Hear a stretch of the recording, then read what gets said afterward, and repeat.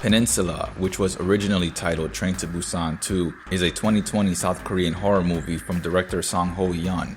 To avoid doing the same thing I did with the Russian movie Invasion, I watched the first Train to Busan before watching the second, so let me go over that one.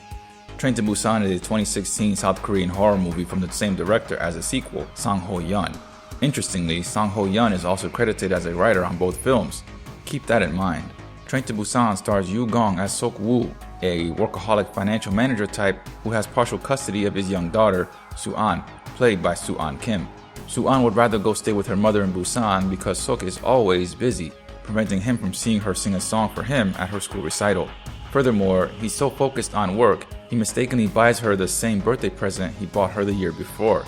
Like many people involved in custody fights, Sok doesn't want to concede anything to his ex-wife, but he sees how unhappy Soo-an is and decides to do what's best for her. Outside of their relationship, there are reports of mysterious fish and animal deaths in the country. And as Sok drives with Soo-an to the train station, fire engines race past them and there's a massive building fire off in the distance. Train to Busan's great writing is immediately displayed in its streamlined introduction to the characters and events without a bunch of exposition. While on the train, Sok and Soo-an meet Song Hwa, played by Dong Sok-ma, and his pregnant wife, Seong Kyung, played by Yoo Mi-jung, as well as an older businessman named Young Suk, played by Ui Sung Kim. They make up the 5 main characters in the movie, but Suk is the hero. He starts the film as a selfish ass, but he's the hero nonetheless. A sick person manages to sneak on board and an infection spreads through the cars. This is where personalities shine through each character's actions as everyone fights for survival. Initially, Suk only thinks of himself and his daughter, but he has a satisfying character arc that totally redeems him by the end of the film. Breaking it down to nuts and bolts, Train to Busan is a zombie movie, but a very good zombie movie. And like all very good zombie movies, Train to Busan isn't really about the zombies and how scary they are, it's about how people behave towards each other once their fear gets hold of them. Unlike other timeless zombie movies though, the passengers on the train are trapped in a confined space on a moving transport and can't just run down the street in search of safety. To add even more suspense, every station the train would have been able to stop at has been destroyed, and Busan seems to be the only remaining refuge. Every minute I spent watching Train to Busan after the zombies started running amok gave me anxiety. I couldn't stop wondering how the passengers were going to make it, and then I'd briefly smile at how clever their escape plan was, and then the anxiety would return. I loved it. I think that's what a horror movie should do to you, that is, damn near give you a nervous breakdown and a heart attack. In the past, I've read dozens of articles that had Train to Busan on lists of all-time greatest zombie movies with the likes of Romero's Dawn of the Dead and 28 Days Later, and I have to agree that it belongs on those lists. If you're a horror fan like I am and you haven't yet seen Train to Busan, you should see it as soon as possible. The sequel though, you can wait like forever to see that. As I said earlier, Peninsula was originally called Train to Busan 2, and I imagine that's because Song Ho-yeon is the writer and director from the first film. Some of the movie posters advertise it as Train to Busan Presents. What the hell does that mean? It should read, Train to Busan presents a train wreck on a peninsula.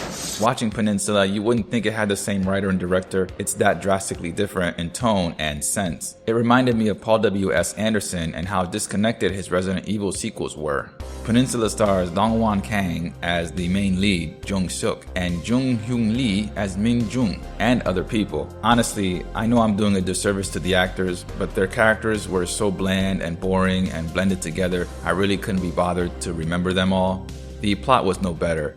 Apparently, the viral outbreak happened 4 years ago at this point, and the peninsula has been evacuated, stranding survivors in China and Japan. So get this, while living under immigrant status in China, Jung and his brother-in-law and friends take a job to go back to South Korea to pick up a truck that's loaded with $20 million.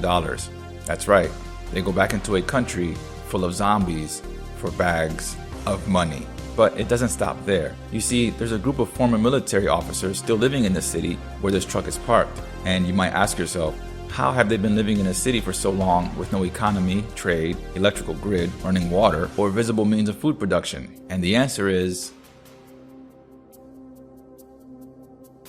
And anyone these fellas catch get thrown into an arena that they've built, and they release zombies into this arena to chase after the victims as their form of entertainment. But it doesn't stop there. Suk meets Jung Hyun Lee and her family, who've also been living in the city, and he decides to try to help them escape from Busan.